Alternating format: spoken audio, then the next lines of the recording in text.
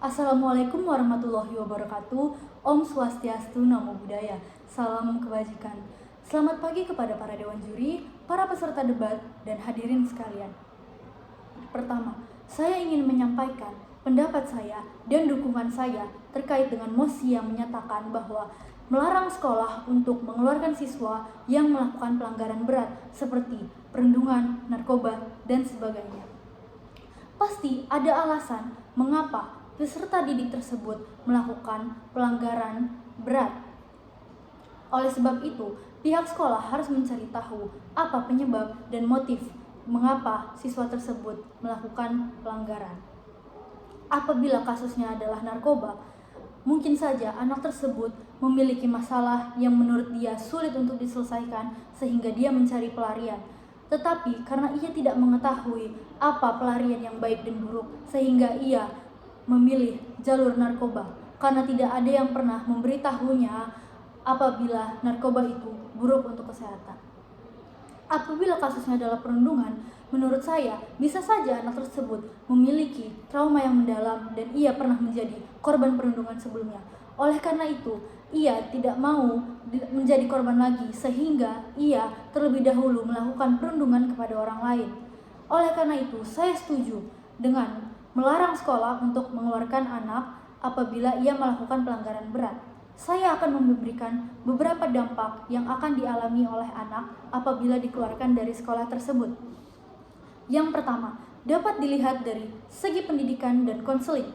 Sekolah adalah tempat di mana karakter seorang anak dapat dibentuk. Dengan mengeluarkan siswa yang terlibat dalam pelanggaran berat, berarti sekolah tidak berperan dalam membimbing anak tersebut melalui proses konseling. Karena dengan dibantunya sang anak, maka mereka diberikan kesempatan untuk memperbaiki perilaku mereka dan jauh lebih membangun daripada sekedar mengeluarkan dan menerima konsekuensi tanpa dukungan dari siapapun. Karena memang itu adalah peran dari sebuah sekolah yang berguna untuk mendukung pengembangan karakter seorang anak. Apabila ia dikeluarkan begitu saja, ia tidak punya siapa-siapa untuk dijadikan contoh. Yang kedua, dapat membuat mental anak semakin menurun karena merasa terasingkan dan tertinggal. Mengapa demikian? Karena anak tersebut bisa merasa tidak ada tempat untuk bercerita dan tidak ada tempat di masyarakat yang dapat mendorongnya untuk menuju perilaku yang lebih baik. Sebaliknya, apabila anak tersebut tetap berada di lingkungan sekolah, dapat dibantu dan dibina untuk memperbaiki kesalahannya dan memberikan kesempatan kedua untuk anak tersebut. Karena bisa saja anak tersebut mendapatkan contoh dari perilaku yang buruk yang ia lakukan dari tempat tinggalnya dan lingkungan di sekitarnya atau orang-orang di sekitarnya dari luar sekolah. Oleh karena itu, menurut saya, sekolah adalah suatu lembaga yang memang seharusnya membantu anak tersebut agar keluar dari lingkungan yang buruk untuk dirinya. Karena memang banyak kita ketahui lingkungan rumah, lingkungan tempat tinggal, masyarakat di sekitarnya adalah merupakan contoh yang buruk untuk anak-anak remaja saat ini. Yang ketiga, sekolah seharusnya merangkul anak yang terlibat dalam pelanggaran berat dan tidak sepatutnya dikeluarkan begitu saja. Karena setiap anak berhak dan wajib untuk mendapatkan pendidikan yang layak. Dan sekolah harus ikut berproses untuk mengangkat manusia ke taraf insani. Karena tidak selamanya hukuman dikeluarkan itu adalah jalan keluar. Bisa saja kita harus merangkul dan membicarakannya baik-baik kepada anak tersebut. Yang keempat, tindakan mengeluarkan dapat menciptakan ketidakadilan.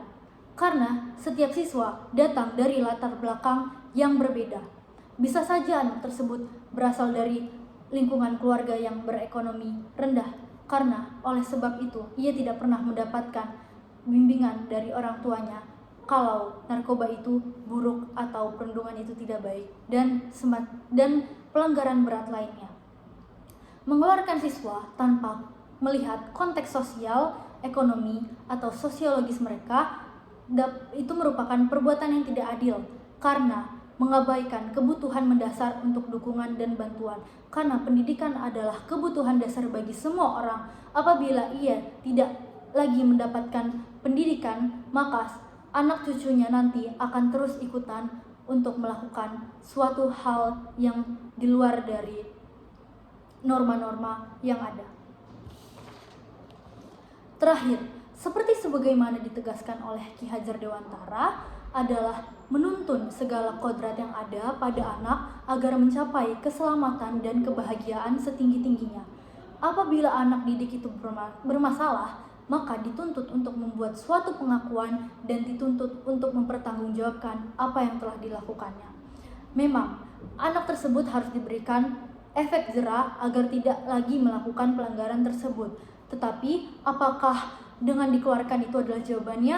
Menurut saya tidak, karena dapat diberikan pertanggungjawaban yang lain selain dikeluarkan.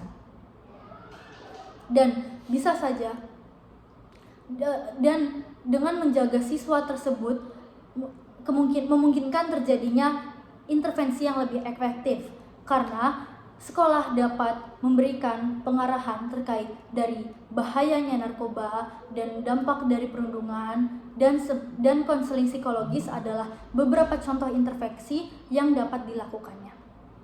Kesimpulannya adalah melarang dikeluarkannya siswa yang terlibat dalam pelanggaran berat merupakan keputusan yang bijak dilakukan oleh sekolah dan memberikan kesempatan bagi siswa untuk memperbaiki diri.